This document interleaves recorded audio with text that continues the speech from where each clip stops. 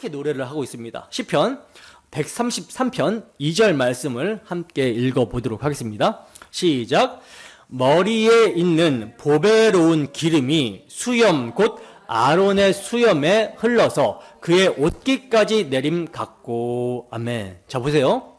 머리에 있는 보배로운 기름이 아론의 수염에 흘러서 그의 옷깃까지 내림 같다라고 시편 기자는 지금 노래를 하고 있는데, 이게 지금 무엇을 묘사를 하고 있는 거죠?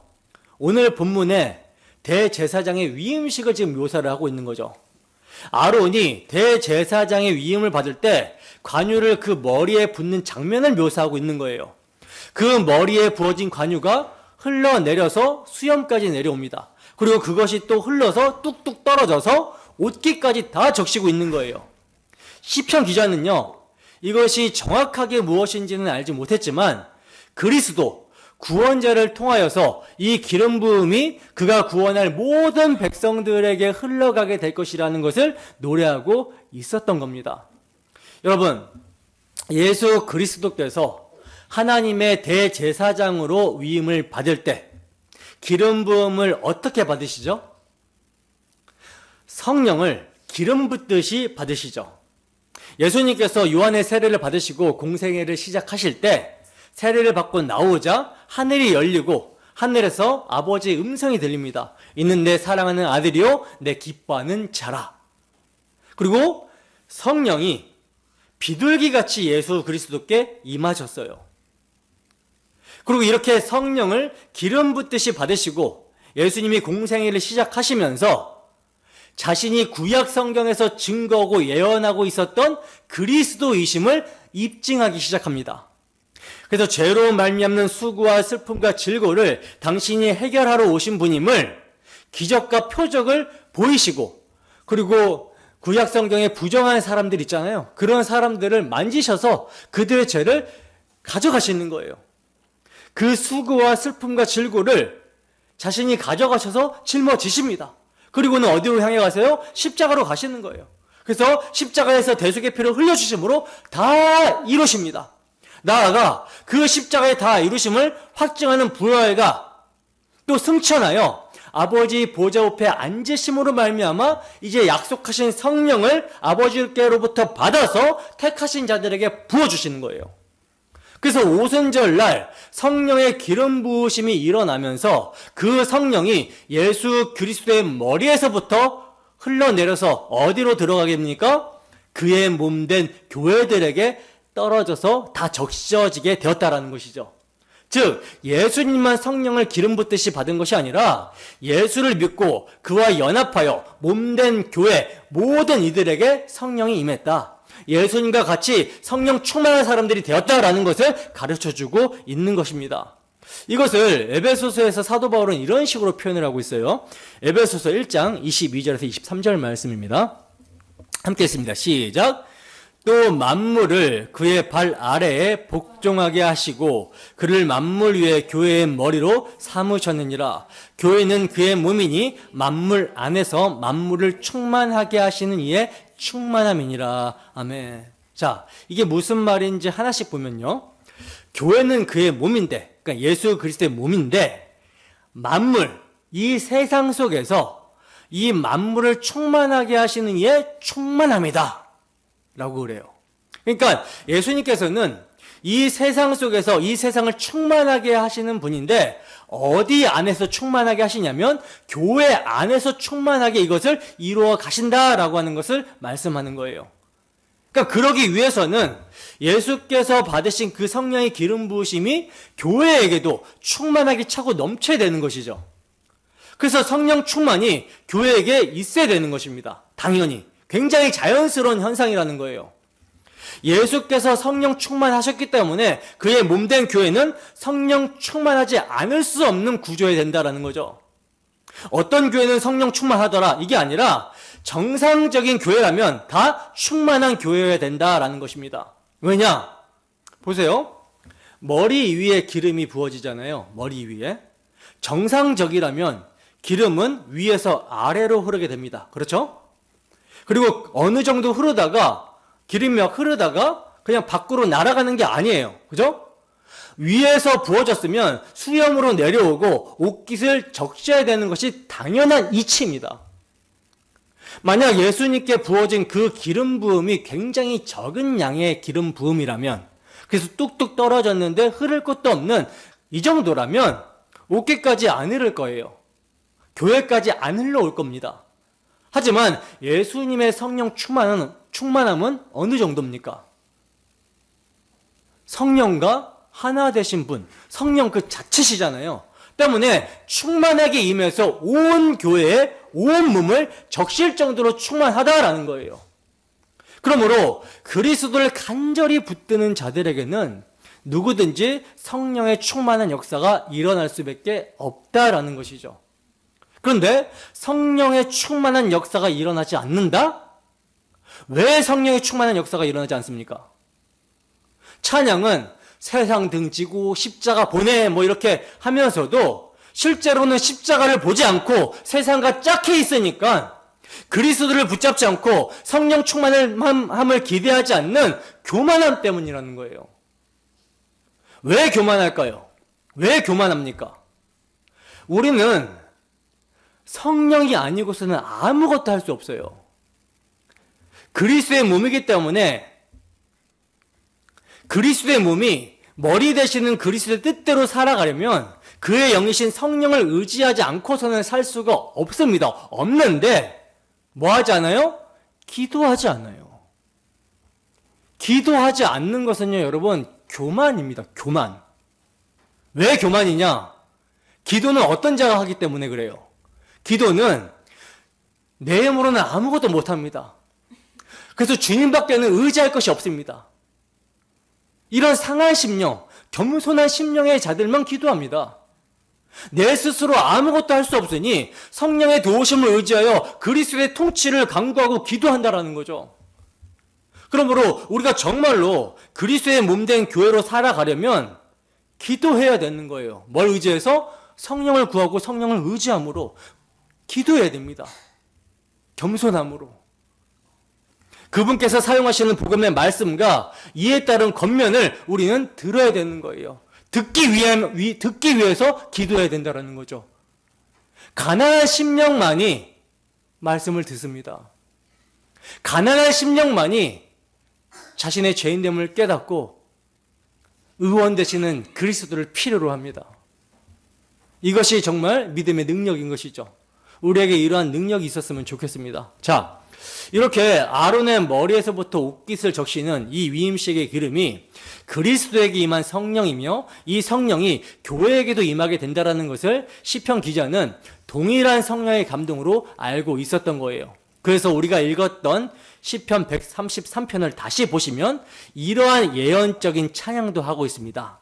133편 1절과 3절 말씀, 시편 133편 1절과 3절 말씀 함께 읽습니다. 시작. 보라, 형제가 연합하여 동거함이 어찌 그리 선하고 아름다운고 헐몬의 이슬이 시온의 산들에 내림 같도다. 거기서 여호와께서 복을 명령하셨나니 곧 영생이로라. 아멘. 여러분, 왜 시편 기자가 이러한 찬양을 했을까요? 보라, 형제가 연합하여 동거함이 어찌 그리 선하고 아름다운고. 이 말씀을 하고 나서 좀 전에 우리가 읽었었던 아론의 머리에 기름이 부어지고 수염과 옷깃을 적시는 그런 내용이 나오거든요. 이것은요, 예수 그리스도로 인하여 예수 그리스도로 말미암아 그분의 지체가 된 교회, 한 몸 된 교회가 한 형제가 되어버렸다라는 것을 말씀하고 있는 거예요. 심지어 누구하고도 예수 그리스도하고도 형제가 되었다고 성경은 증거합니다. 예수님이 우리의 맏형이 되어주셨다라고 그러죠. 그러므로 우리는 그리스도와 연합이 되어 있고, 내가 연합이 되어 있으면 가영이도 연합이 되어 있고 저희 권사님도 연합이 되어 있고, 이렇게 연합이 되었기 때문에 형제지간이 되는 거예요. 권속이 되는 것입니다. 그리스도의 피로 한 피바다 한 몸 이룬 가족이 된다라는 것이죠. 그래서 하나님이 보실 때 자식을 많이 둔 부모가 자식들이 한자리에 모여서 식탁의 교제를 나눌 때 그것을 보면서 즐거워하고 기뻐하시는 것처럼 예수 그리스도로 말미암아 연합하여 형제와 자매가 된 자들이 함께 모여 예배하는 것을 하나님이 기뻐하시는 거예요. 그런데 이처럼 연합하여 동거하며 하나님을 예배해야 하는 자가 예배의 가치를 두지 않고 형제들과의 교제를 귀하게 여기지 않는다면 그 사람을 한 피바다 한 몸이른 성도라고 말할 수 있겠습니까? 나는 교회로는 모이지 않았지만 개인적으로는 경건하게 말씀도 보고 기도도 했다. 이 사람이 한 말씀과 기도가 경건을 위한 행동이었다고, 경건이었다라고 할 수 있을까요? 여러분, 유세베이야, 경건은요, 코람데오, 하나님 앞에서라는 말입니다. 하나님은요, 인격적인 분이세요. 인격이란 지정의가 있다라는 것이죠. 여기서 여러분 정이 되게 중요한데 정은요, 감정입니다. 하나님께서 감정을 가지고 계신다라는 말씀이에요. 하나님은 감정이 있으신 분입니다. 그래서 기뻐하시고 슬퍼하시고 나아가 진노하시고 질투하시는 하나님이라는 거예요. 그런데 예수를 믿고 거듭나서 하나님의 자녀가 되었다라고 하면서 하나님이 무엇을 기뻐하시는지 살피지를 않는다? 하나님을 인격적으로 대하지 않는다? 이건 문제가 심각한 것입니다. 여러분, 형제가 연합하여 동거하는 것을 하나님이 보실 때 어떻게 보신다라고 그래요? 어찌 그리 선하고 아름다운 거라고 하면서 이렇게 보신다라고 말씀하고 있어요. 어찌 그리 선하고 아름다운 거. 이게 단순히 모임의 형태였다면 하나님께서 이러한 표현을 쓰셨을까요? 어찌 그리 선하고 아름다운 거. 여기서 여러분 선이라는 것은요, 토브, 하나님께서 천지를 창조하셨을 때 보시기에 좋았더라 에서 사용된 그런 단어입니다. 그러니까 하나님의 창조와 연관이 되어 있는 단어라는 거예요. 어찌 그리 선하고 아름다운 거. 사람을 만드시고 보시기에 어땠다 그래요, 하나님이? 심히 좋았더라 하시죠. 하나님이 보시기에 심히 좋은 상태란 하나님의 창조의 목적대로 있는 상태입니다. 하나님이 창조하신 아담과 하와가 창조의 목적에 합당하게 행하여 하나님을 예배하고 하나님과의 교제의 상태에 있을 때 하나님 보시기에 심히 좋은 상태인 거예요. 마찬가지로 그리스도의 피로 구원함을 받아 그 피로 한 몸 된 교회가 서로 연합하여 하나님을 예배하는 모습을 어찌 그리 선하고 아름다운 거라고 이렇게 보시고 있다라는 것입니다. 이게 창조의 목적의 회복이죠. 회복이 된 거죠. 이 창조의 목적대로 선하고 아름다운 상태에 하나님이 무엇을 주신다라고 그래요? 복, 영생을 주신다라고 그래요. 그러니까 우리 이 교회의 모임이 하나님께서 복을 주시고 영생을 흘려보내시는, 우리를 기뻐 보시고 영생을 흘려보내시는 이런 몸이라는 거죠. 그래서 3절에 보시면 여호와께서 복을 명령하셨으니 곧 영생이로다 이렇게 말씀을 하고 계시는 것입니다. 그러니까 아론의 기름 부음이 옷깃까지 내려오는 이 내용은요, 구원과 영생에 대한 내용이고요. 그 영생을 받은 자들이 함께 동거하며 연합하는 것이 하나님 보시기에 너무나도 선하고 아름답더라. 이 선하고 아름다운 것이 뭐냐? 바로 영생의 증거다. 그러니까 우리가 이렇게 예배하는 모임이 영생의 증거다라는 거예요.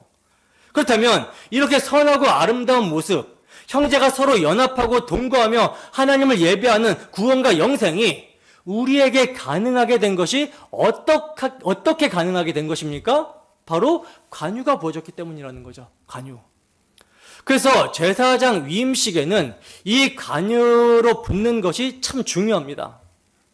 대제사장이 그 머리에 관유를 붓지 않으면 이스라엘 백성들이 아무도 구원을 못 받는다라는 거예요. 예수께서 성령의 기름 부음을 받으셔서 우리에게 그 기름을 흘러 보내주신 줄 믿습니다. 그 성령 안에서 주께서 우리를 위해 흘리신 피를 의지하여 우리는 이렇게 연합하고 동거하며 하나님 보시기에 어찌 그리 선하고 아름다운고 하는 예배를 드릴 수가 있는 거예요. 주 예수의 피로 한 몸 이룬 교회의 모임의 가치는요, 아무리 강조하고 또 강조해도 모자랍니다. 우리가 이렇게 예배 자리로 모였을 때 예배에는 형식이라는 게 있죠. 이 형식이라는 것이 마음이 담겨 있지 않으면, 그러니까 성령이 기름 부음 받은 것처럼 부어져서 우리가 정말 예수 그리스도의 사랑이 우리 마음에 강건하고 그 피가 우리 마음 가운데 증거가 돼서 역사함으로 우리가 정말 마음을 하나님을 예배하는 것을 즐거워하고 기뻐함으로 형식에 참여하지 않느냐요? 형식에? 예배 절차와 형식이 있잖아요. 이 형식은 뭐가 되느냐? 우리의 마음을 드러내는 형식이 됩니다. 근데 그게 아니라 성령의 기름 부음이 없고 성령 충만하지 않고 그래서 그리스도의 십자가 사랑을 망각한 상태에서 형식에 참여하게 되잖아요. 그럼 이것은 뭐가 되느냐? 외식이 됩니다. 외식. 그러니까 형식이 외식이 될 수도 있고 우리의 마음을 표현하는 것이 될 수가 있다는 거예요. 형식 자체는 너무나도 중요한데 그 형식을 대하는 우리의 마음에 따라서 그것이 외식이 될 수가 있고 그것이 하나님을 사랑하는 마음의 표현이 될 수 있다는 거예요. 하나님은 우리의 중심을 보신다라고 하죠. 중심을 보실 때 하나님 우리의 마음의 중심을 보시고 우리의 외모는 안 보시니까 우리가 마음대로 예배해야 된다? 천만의 말씀입니다. 마음이 하나님께 붙들린 바 되어 있고 마음이 하나님을 향해 있으면 우리의 태도도 경건하게 되는 것이죠. 이러한 귀한 모임, 예배의 모임, 하나님 보시기에 선하고 아름답다라고 한 형제의 모임, 이 모임을 최고의 가치로 여기며 영생을 누리는 우리 모두가 되기를 소원합니다.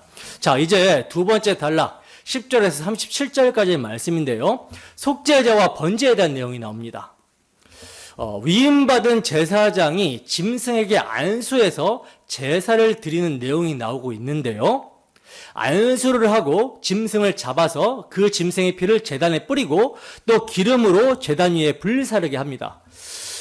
아니 그냥 바로 잡아가지고 피를 뿌리면 될 텐데 왜 굳이 안수를 하라고 할까요? 우리가 레위기를 상고할 때 살펴봤지만 5대 제사의 의미를 살펴봤잖아요. 안수를 한다라는 것은 이 짐승이 곧 나와 같이 된다라는 것을 의미합니다. 연합이에요. 그러니까 내가 분명 죄인이고 하나님 앞에 나아갈 수 없는데 이 흠없는 짐승이 죄인인 나를 대신하여 제물로 죽음으로써 내가 하나님 앞에 나아갈 수 있는 명분을 얻게 된다. 이거예요. 죄인의 죄는 누구에게? 제물에게 전가되고 흠없는 제물의 생명은 죄인에게 전가되어 죄인이 살게 되는 원리죠. 이게 우리의 죄는 그리스도에 전가되고 그리스도의 속죄의 피, 그 의로움, 생명이 우리에게 전가되어 하나님 앞에서 의롭다함, 살 길을 얻게 된다라는 것을 의미하는 것입니다.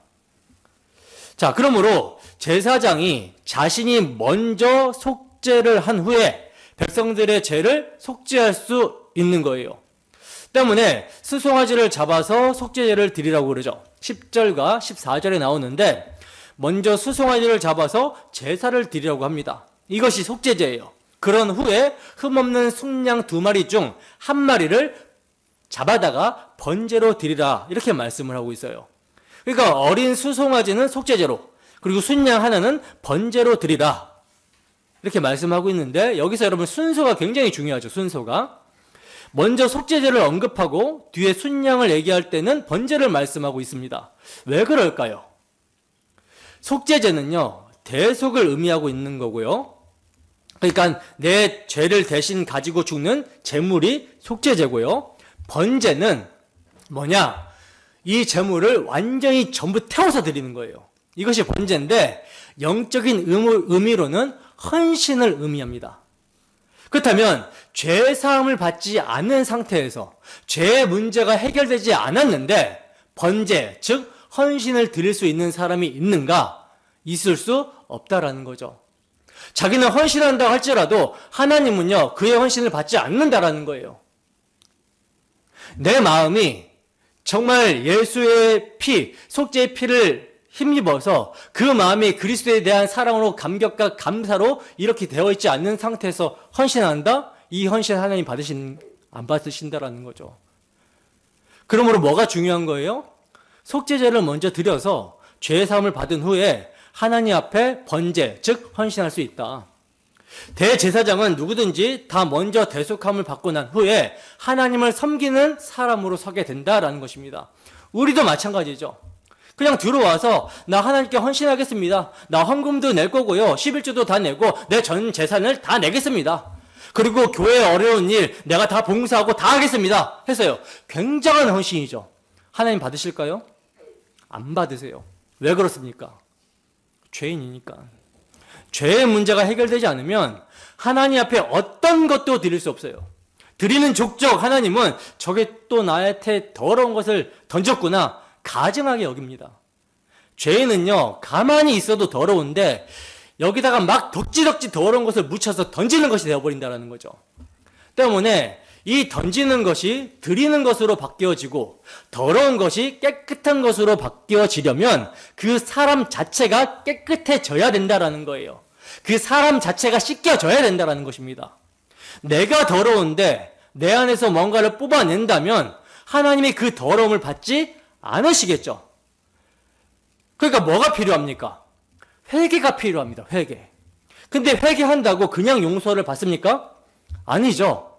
이 죄를 대신 가져갈 재물이 있어야 하나님 용서해 주세요 라고 하면 용서가 되지 그냥 하나님 잘못했어요 라고 해서 해결되는 문제가 아니라는 거예요. 그러므로 대속 제물이 반드시 필요하다라는 거죠. 속죄 제물 되시는 예수 그리스도께서 우리의 속죄 제물이 되어 주셔서 피 흘려 죄를 용서하여 주셨다라는 것을 믿음으로, 이 믿음은 사랑으로 역사한다라고 했어요. 믿음으로 사랑으로 역사하기 때문에 회개가 터져 나오게 되는 거죠. 자, 믿음으로 우리가 회개하며 하나님 앞에 나아가게 되는 것이고 그 믿음 때문에 하나님 앞에 섬길 수가 있게 되는 거예요. 그래서 우리의 헌신이 하나님 앞에 온전하지 못할지라도 하나님께서는 우리 마음의 중심을 보신다라는 거죠. 속죄제물 대신 예수 그리스도를 의지하는 모습, 또 그 아들 예수 그리스도를 화목제물로 내어주신 하나님께 감사하며 그분을 사랑하는 그 마음을 보신다라는 것입니다. 당연히 그 마음이 있는 자는 주를 위해 온전히 헌신하고자 하는 모습으로 나타나게 되는 것이죠. 그것이 우리 안에 계신 그리스도의 아름다운 마음이고 섬김이기 때문에 그 마음을 하나님은 보시고 우리의 섬김을 받아주신다라는 거예요. 그러니까 우리가 교회 안에서 사소한 것을 봉사한다 할지라도 그 섬김은요 정말 은혜에 매여 있어야 돼요. 그러므로 이러한 순서를 혼동하지 않고 비록 우리가 죄사함을 받았을지라도 교회로 모였을 때 뭘 기억해야 됩니까? 나 같은 죄인이 하나님 앞에 어떻게 은혜를 받아서 하나님을 섬길 수 있는 자가 되었는지, 하나님을 예배할 수 있는 자가 되었는지, 하나님이 기뻐하시는 자가 되었는지 이것을 회개함으로 기억을 하고 속죄하신 예수 그리스도의 피를 의지해야 되는 거예요. 그래야 또 헌신의 자리, 섬김의 자리로 나아갈 수 있게 되는 것입니다. 이러한 모습이 우리에게 있었으면 좋겠습니다.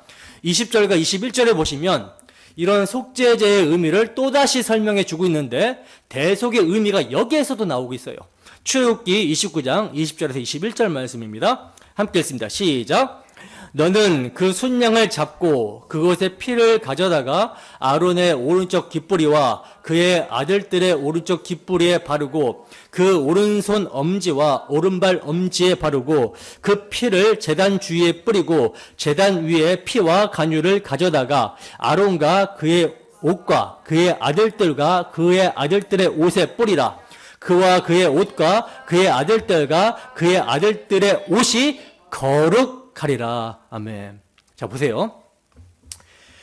순양의 피를 가져다가, 그러니까 순양의 피를 가져다가 아론의 오른쪽 깃뿌리에 바르라고 합니다. 깃뿌리는 이 깃볼을 얘기하는 거예요. 깃볼.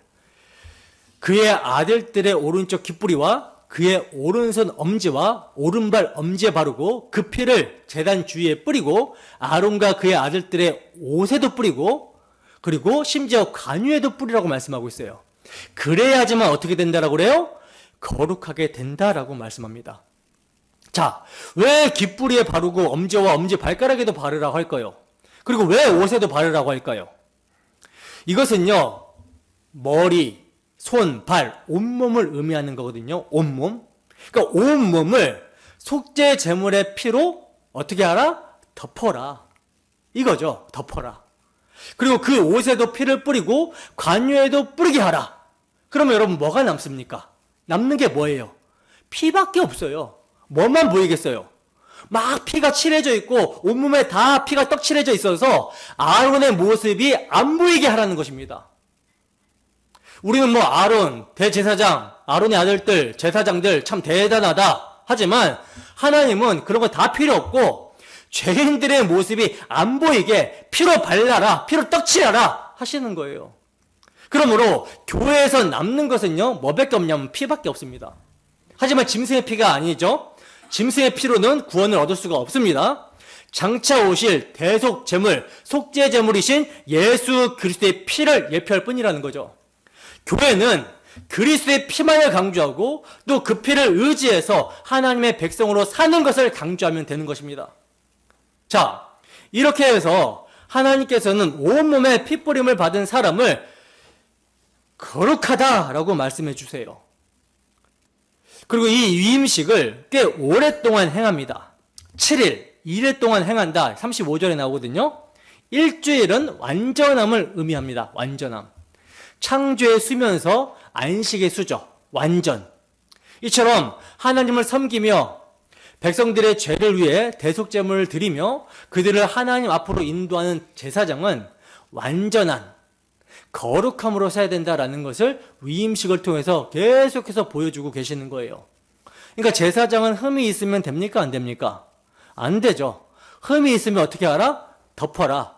피로 다 덮고 기름으로 바르고 일주일 동안 완전히 거룩해져라. 그래야지만 나를 섬길 수 있다. 그렇다면 여러분, 이제 우리는 누구의 피를 바르고 있습니까? 누구의 속죄제를 의지하며 나아가고 있습니까? 짐승의 피가 아니죠. 짐승의 피가 아니라 예수 그리스도의 피입니다. 히브리서 7장 27절에서 28절 말씀입니다. 함께 읽습니다. 시작. 그는 저 대제사장들이 먼저 자기를 위하고 다음에 백성의 죄를 위하여 날마다 제사 드리는 것과 같이 할 필요가 없으니 이는 그가 단번에 자기를 들여 이루셨습니다. 율법은 약점을 가진 사람들을 제사장으로 세웠거니와 율법 후에 하신 맹세의 말씀은 영원히 온전하게 되신 아들을 세우셨느니라. 아멘. 우리의 대제사장이신 그리스도는 뭐가 없기 때문에? 죄가 없으시기 때문에 자신을 위한 속죄제를 드릴 필요가 없으시다라는 거예요. 근데 왜 십자가에서 죽으셨냐? 오직 자기 백성인 우리들의 죄를 위해 자신을 속죄제물로 드려주셨다라는 것이다. 그렇다면 우리의 깃불과 손과 발에는 누구의 피가 뿌려져야 되는 것인가? 짐승의 피가 아니라 오직 하나님의 아들 예수 그리스도의 피가 뿌려져야 되는 거예요. 피가. 그래서 핏뿌림을 받아야 되는 것입니다. 이 점을 베드로 사도는 이렇게 말씀합니다. 베드로전서 1장 2절 말씀 함께 했습니다. 시작. 곧 하나님 아버지의 미리 아심을 따라 성령이 거룩하게 하심으로 순종함과 예수 그리스도의 핏뿌림을 얻기 위하여 택하심을 받은 자들에게 편지하노니 은혜와 평강이 너희에게 더욱 많을지어다. 아멘. 여러분, 하나님이 우리를 왜 택해 주셨다라고 그래요? 하나님이 우리를 천국 백성으로 천국 시민권자로 왜 불러주셨다라고 합니까? 그리스도의 핏뿌림을 받기 위하여 그 피만을 보시기 위해서라는 거예요. 왜냐? 그 피는 하나님이 수고하신 것이기 때문에 그렇습니다. 하나님이 자기 아들을 내어주시면서까지 우리를 구원하신 그 구원에 하나님의 열심에 담겨있는 증거이기 때문에 그 하나님의 영광이 드러나는 것은 예수 그리스도의 십자가 대속의 피밖에 없어요. 그래서 피를 뿌리기 위해서 택하셨다라고 하시는 것입니다. 우리가 대단해서 택한 것이 아니라 하나님께서는 자기 영광을 드러내시기 위해서 그 드러내시는 방법은 자기 아들의 피인데 그 피를 뿌리기 위해서 우리 각 사람을 불러주셨다라는 거죠. 그러므로 교회가 자랑할 것도 그리스도의 피인 것이고 우리가 그 핏부림을 받았다라는 것에 자신감을 얻고 담대하게 나아가서 자랑하며 선포할 수 있어야 되는 거예요. 우리는요, 구약의 제사장들이 뿌린 짐승의 피와는 완전히 다른 예수 그리스도 영원한 속죄의 핏부림을 받았습니다. 히브리서 10장 4절에서 5절 말씀 함께 있습니다. 시작. 이는 황소와 염소의 피가 능히 죄를 없이 하지 못함이라. 그러므로 주께서 세상에 임하실 때에 이르시되 하나님이 제사와 예물을 원하지 아니하시고 오직 나를 위하여 한 몸을 예비하셨도다. 아멘. 여러분, 이게요, 지금 이 말씀이 성령께서 오늘날 우리에게 하시는 말씀입니다. 구약의 대제사장들은 해마다 제물을 드리고 날마다 제물을 드리며 상번제로 나아갔던 사람들이에요. 하지만 이제 우리는 제사를 지내지 않고 속죄제와 번제를 드리지 않습니다. 이제 모형하는 것의 실체이신 그리스도로 개혁이 되었기 때문에 우리는 믿음으로 속죄제와 번제를 고백하는 거예요. 예수께서 이렇게 우리를 위해서 행해 주셨다. 예수께서 행해 주셨기 때문에 하나님은 더 이상 우리에게 속죄제와 번제를 요구하지 않으신다라는 거죠. 하나님의 아들께서 이를 다 이루어 주셨기 때문에 속죄제뿐만이 아니라 번제, 헌신까지도 다 이루셨어요. 우리가 자주 착각하는 것 중에 하나가 뭐냐면 예수께서 속죄제를 완전히 다 이루셨다라는 데에는요, 다 동의를 합니다. 물론 카톨릭은 동의를 안 하지만 개신교라면 다 동의를 해요. 그런데 헌신은 우리가 뭔가 노력해서 우리가 이루어야 될 것이다 라는 것으로 많이들 생각들을 하고 있어요. 아직까지 번제 헌신은 내가 드려야 된다 이렇게 생각을 한다라는 거죠. 하지만 잘못된 생각이죠. 우리가 번제를, 그러니까 헌신을 하는 것은요, 이미 예수 그리스도께서 자신의 공생의 삶을 통해, 평생의 삶을 통해 헌신하셨던 그 헌신을 우리가 거저 받았기 때문이고요. 그래서 우리가 헌신하며 살아가게 되는 것은 그 주께 받은 헌신을 우리의 삶 속에서 나 정말 받았다라고 입증하며 드러내는 것일 뿐이라는 것입니다. 이해가 되십니까? 그러니까 내가 헌신하는 결단, 의지, 이 모든 것이 그리스도께서 이미 이루어 주신 헌신이 주어져서 나오는 거라는 거예요. 그리스도께서는 이미 번제, 헌신까지도 완전히 십자가에서 다 이루셨습니다. 그래서 그분의 헌신이 우리에게 적용되었다라는 것이 주께서 우리 마음에 소원을 두고 의지와 결단을 가지고 드러나게 하시는 거예요. 이걸 뭐라고 하냐? 열매라고 합니다. 열매. 열매는 심겨졌으면 나오게 되는 것이죠. 나오는 데는 노력이 필요 있어요, 없어요? 노력이 필요 없습니다. 심은 자가 물을 줘서 자라게 하시고 열매를 맺게 하시는 거죠. 우리는 그냥 심긴 것을 확인하면 되는 거예요. 썩지 않을 씨, 복음의 말씀이 우리에게 심겨졌다라고 베드로 사도 얘기하잖아요. 그 씨가 우리에게 있는가 확인하면 된다고요.